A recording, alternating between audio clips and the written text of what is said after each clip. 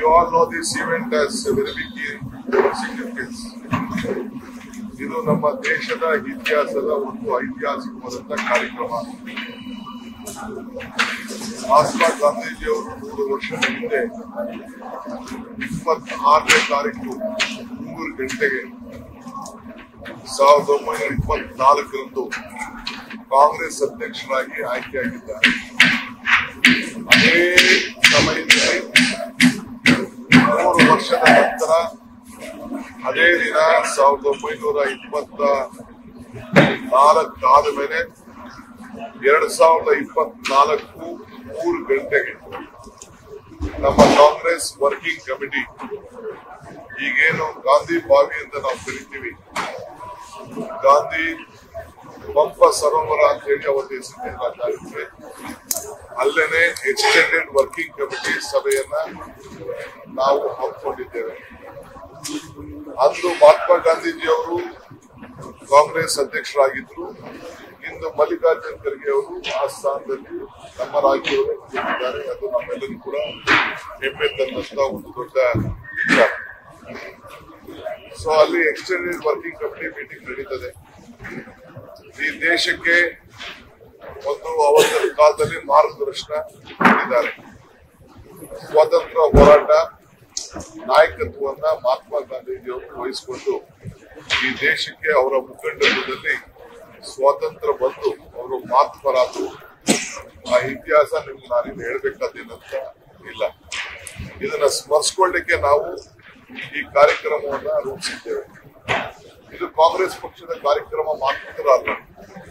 ಈ ದೇಶ ಯಾವ ದಿಕ್ಕಿನಲ್ಲಿ ತೆಗೆದುಕೊಂಡು ಹೋಗ್ಬೇಕು, ಯಾವ ದಿಕ್ಕಿನಲ್ಲಿ ನಮ್ಮ ಜನರ ಬದುಕಿನಲ್ಲಿ ನಾವು ಇವತ್ತಿನ ಪರಿಸ್ಥಿತಿಗೆ ನಾವು ಶಕ್ತಿಯನ್ನು ತುಂಬಬೇಕು ಅಂತ ಹೇಳಿ ಒಂದು 3-4 ಗಂಟೆಗಳ ಕಾಲ ನಡೆಯುತ್ತ Congress working committee, extended working ಕಮಿಟಿಲಿ ಚರ್ಚೆಯನ್ನ ಮಾಡಿ ನಿಮ್ಮೆಲ್ಲರೂ ಕೂಡ ನಾವು ಅದನ್ನ ನಮ್ಮ AICC ನಿಮ್ಮೆಲ್ಲರೂ ಕೂಡ ತಿಳಿಸ್ತದೆ. ಅದಾದ ಮೇಲೆ ನೆಕ್ಸ್ಟ್ ಡೇ ಮಾರನೆಗೆ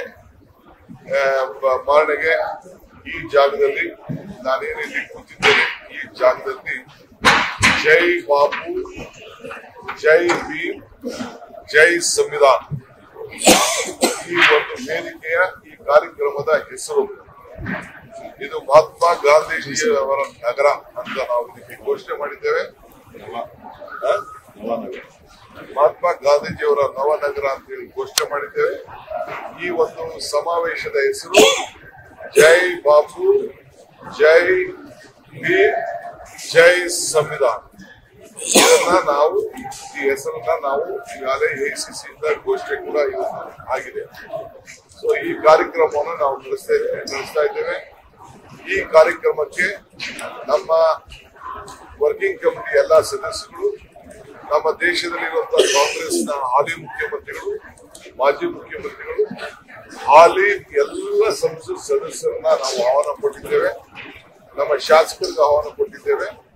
ಮತ್ತು ಎಲ್ಲ ನಮ್ಮ ರಾಜ್ಯದ ಉದ್ದಕ್ಕೂ ಕೂಡ ನಮ್ಮ ಕಾರ್ಯಕರ್ತರು, ಸಾರ್ವಜನಿಕರು ಯಾರು ಬೇಕಾದ್ರೆ ಇದಕ್ಕೆ ಭಾಗವಹಿಸಬೇಕು ಅಂತ ಹೇಳಿ ನಾವು ಆಹ್ವಾನವನ್ನು ಈಗಾಗಲೇ ಕೊಟ್ಟಿದ್ದೇವೆ.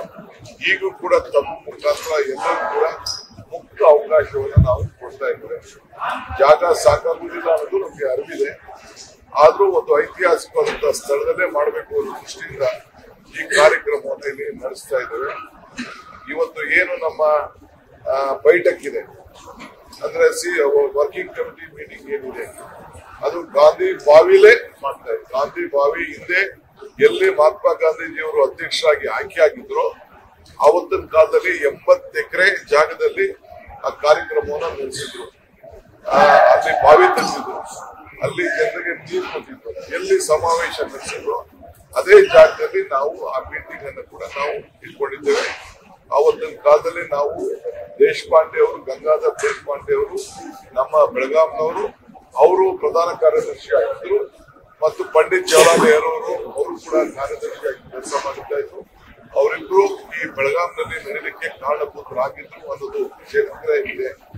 ಅದಾದ ಮೇಲೆ ಬೇರೆ ಎಲ್ಲ ನಮ್ಮ ದಾಖಲೆಗಳನ್ನ ಕೂಡ ನಾವು ಸಂಗ್ರಹಿಸಿದ್ದೇವೆ. ಆ ಪುಸ್ತಕಗಳನ್ನ ನಾಳೆ ಬಿಡುಗಡೆ ಮಾಡುವಂತ ಕೆಲಸ ಕೂಡ ನಾಳಿದ್ದು ಮಾಡೋರಿದ್ದೇವೆ. ಇದಾದ್ಮೇಲೆ ಮಧ್ಯದಲ್ಲಿ ಗಾಂಧಿ ಸ್ಟ್ಯಾಚ್ಯೂ, ಆ ಜಾಗದಲ್ಲಿ ಒಂದು ಮುಖ್ಯಮಂತ್ರಿಗಳು ಬೆಳಗ್ಗೆ ಮಾಡ್ತಾ ಇದ್ದಾರೆ. ಇದರಲ್ಲಿ ಗಾಂಧಿ ಬಾವಿಲಿ ವೀರಸೌಧ ಜಾಗದಲ್ಲಿ ಒಂದು ಹೊಸ ಪುತ್ಥಳಿಯನ್ನ ಅನಾವರಣ ಮಾಡುವಂತ ಕೆಲಸ ಅಲ್ಲಿ ಮಾಡ್ತಾ ಇದ್ದಾರೆ. ಒಳ್ಳೆ ಎಕ್ಸಿಬಿಷನ್ ಕೂಡ ವ್ಯವಸ್ಥೆ ಮಾಡಲಾಗಿದೆ. ಫೋಟೋ ಎಕ್ಸಿಬಿಷನ್ ಕೂಡ ಅಲ್ಲಿ ಪರ್ಮನೆಂಟ್ ಆಗಿರ್ತದೆ. ಮುಂದಕ್ಕೆ ಸಾರ್ವಜನಿಕರಿಗೆ ನೋಡ್ಲಿಕ್ಕೆ ಒಂದು ಅವಕಾಶ ಮಾಡಿಕೊಡ್ತಾ ಇದ್ದೇವೆ. ಅದಾದ ಮೇಲೆ ದೇಶಪಾಂಡೆ ಅವರ ಒಂದು ಗಂಗಾಧರ್ ದೇಶಪಾಂಡೆ ಅವ್ರದ್ದು ಒಂದು ಕೂಡ ಮೆಮೋರಿಯಲ್ ಇದೆ. ಅದನ್ನು ಕೂಡ ಮುಖ್ಯಮಂತ್ರಿಗಳು ನಾನು ಉದ್ಘಾಟನೆ ಮಾಡ್ತಾ ಇದ್ದೇವೆ. ಅದಾದ್ಮೇಲೆ ಖಾದಿ ಮೇಳ ಕೂಡ ಸರಸ್ ಮೇಳ ಅದನ್ನು ಕೂಡ ಮುಖ್ಯಮಂತ್ರಿಗಳು ನಾನು ಇದ್ರು ಹೋಗಿ ಅದನ್ನ ಉದ್ಘಾಟನೆಯನ್ನ ಮಾಡ್ತಾ ಇದ್ದೀವಿ. ಅದಾದ್ಮೇಲೆ 26ನೇ 27ನೇ ತಾರೀಕು ಬೆಳಗ್ಗೆ ಇಲ್ಲಿ ಸಮಾವೇಶ ನಡೆಯಕ್ಕಿಂತ ಮುಂಚಿತವಾಗಿ ಇದು ಸುವರ್ಣಸೌಧದಲ್ಲಿ ಮಲ್ಲಿಕಾರ್ಜುನ್ ಖರ್ಗೆ ಅವರು ಅವರ ಉದ್ಘಾಟನೆ ಮಾಡ್ತಾ ಇದ್ದಾರೆ. ಘನಾಧ್ಯಕ್ಷತೆಯನ್ನ ರಾಹುಲ್ ಗಾಂಧಿ ಅವರು ನಿರ್ವಹಿಸ್ತಾರೆ. ಮುಖ್ಯಮಂತ್ರಿಗಳು ಅಧ್ಯಕ್ಷತೆಯನ್ನು ವಹಿಸ್ತಾರೆ.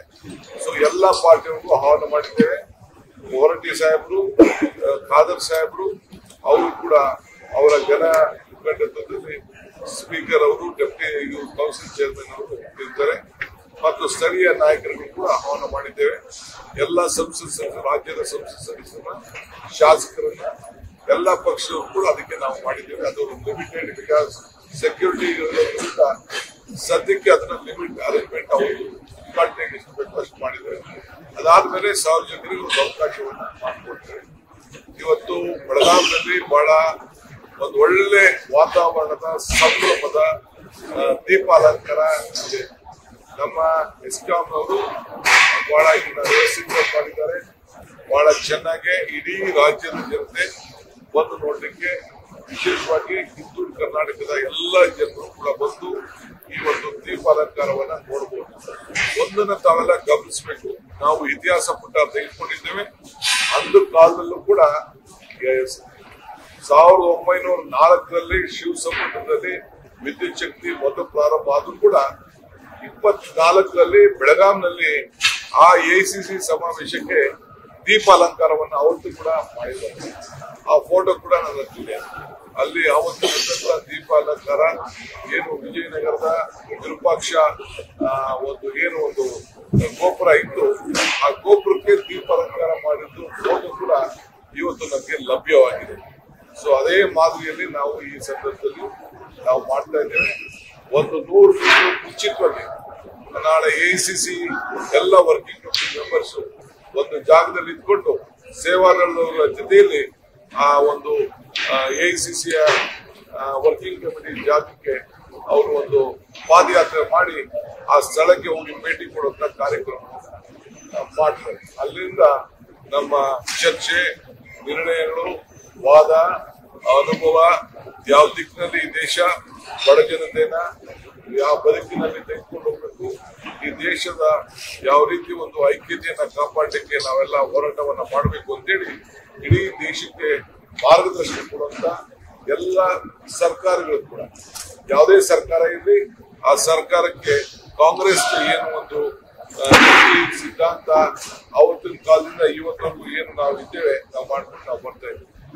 ಇದಲ್ಲದೆ ಸರ್ಕಾರ ಮತ್ತು ಪಕ್ಷ ಎರಡು ಕೂಡ 1 ವರ್ಷ ಕಾಲ ಇದನ್ನ ನಾವು ಮುಂದುವರಿಸ್ತಾ ಇದ್ದೇವೆ. ಇಡೀ ರಾಜ್ಯದ ಪ್ರತಿಯೊಂದು ತಾಲೂಕಲ್ಲೂ ಕೂಡ ಈ ಕಾರ್ಯಕ್ರಮವನ್ನು ನಡೆಸ್ತಾ ಇದ್ದೇವೆ.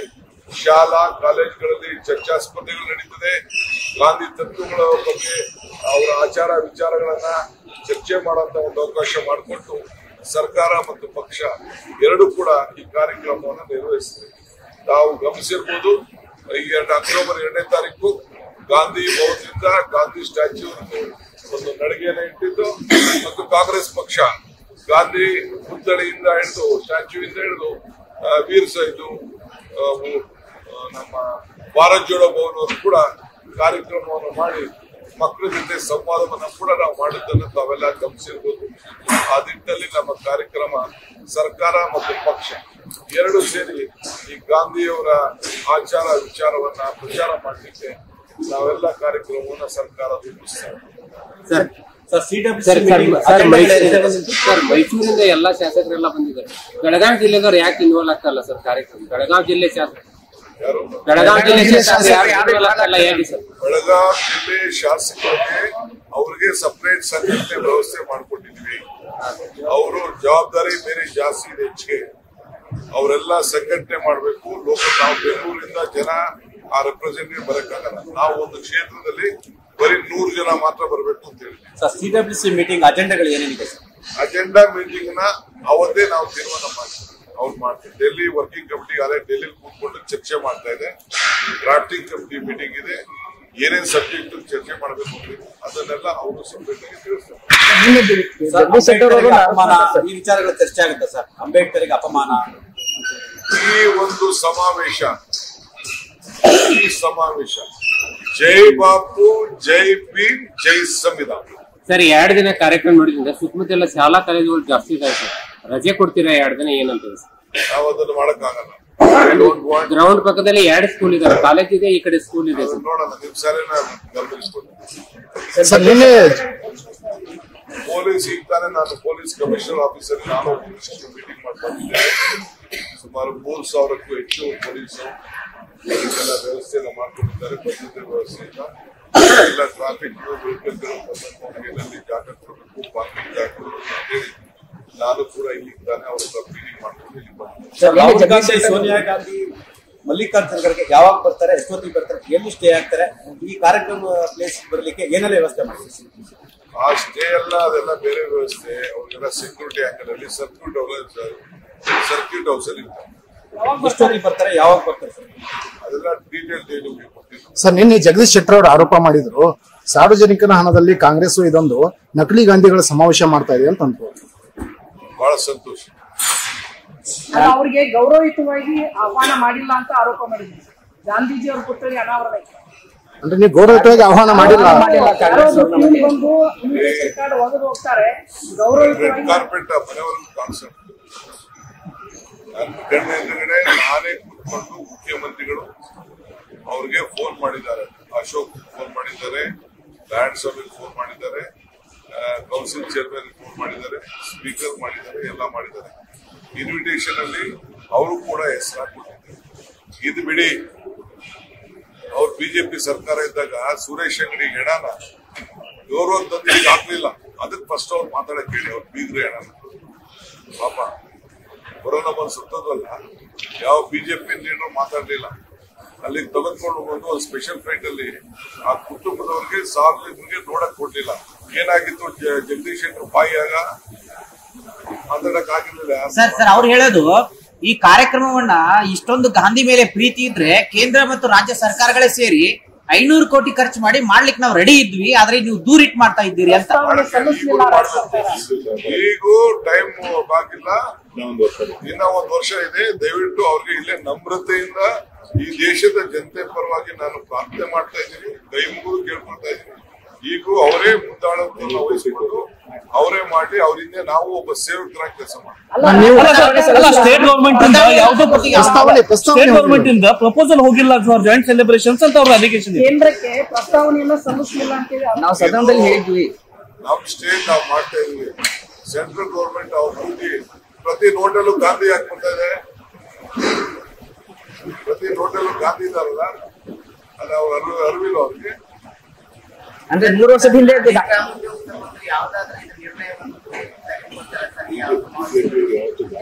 ನಾಳೆ ನೆನ್ಕೊಳ್ಳೋಣ. ಗಾಂಧಿ ಹಕ್ಕನ್ನ ಬಿಜೆಪಿಯವರು ಸೇರ್ಕೊಳ್ಳಿಕ್ ಆಗುದಿಲ್ಲ. ಸ್ವಾತಂತ್ರ್ಯ ಇತಿಹಾಸ ಇಲ್ಲ. ಈ ಸ್ವಾತಂತ್ರ್ಯ ಇತಿಹಾಸ ನೋಡಿ ಅವ್ರು ಹೇಳ್ತಾರೆ ಸರ್, ಈಗಿನ ಕಾಂಗ್ರೆಸ್ ಛಿದ್ರವಾಗಿದೆ, ಮೊದಲು ಗಾಂಧಿದಂತ ಕಾಂಗ್ರೆಸ್ ಇರ್ಲಿಲ್ಲ, ಹಾಗಾಗಿ ಇವರು ಅದನ್ನ ಬಳಕೆ ಮಾಡ್ಕೊಳ್ತಾ ಇದ್ದಾರೆ ಅಂತ ಆರೋಪ ಸರ್. ಅವ್ರಿಗೆ ಆಮೇಲೆ ಮಾತಾಡೋಣ. ಸಪ್ರೇಟ್ ಅವ್ರಿಗೆ ಬಹಳ ಪ್ರೀತಿ ಇದೆ ಸರ್. ಎಷ್ಟು ಜನ ಕಾರ್ಯಕರ್ತರು ಸೇರ್ತಿದ್ದಾರೆ?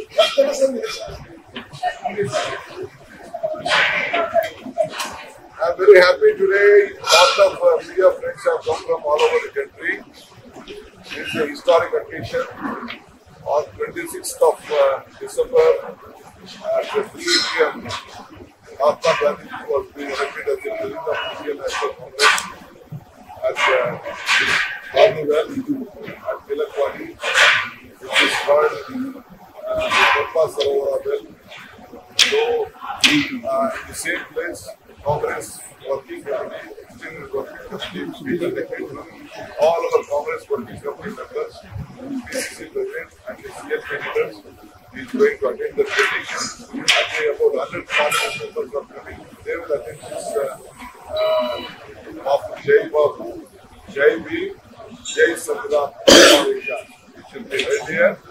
So we have an inauguration of Gandhi statue at Suvarna Sala in the morning at 10:30, where we have invited all political leaders of all political parties of this state and all the leaders, central leaders who have been coming there to coming to the session. We have invited them.